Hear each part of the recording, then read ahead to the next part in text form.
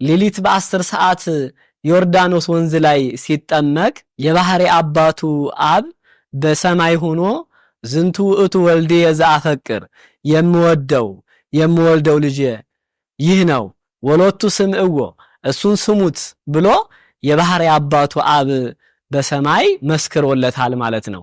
ስለዚህ የባህሪ አባቱ አብ በሰማይ ሆኖ ስለተናገረ አንድነቱን ሶስትነቱን አውቀናል ማለት ነው። መንፈስ ቅዱስ በአምሳለ ርግብ ወርዷል በጌታ ራስ ላይ ማለት ነው። የባህሪ ሕይወቱ የሆነው መንፈስ ቅዱስ በአምሳለ ርግብ ሲወርድ ታይቷል።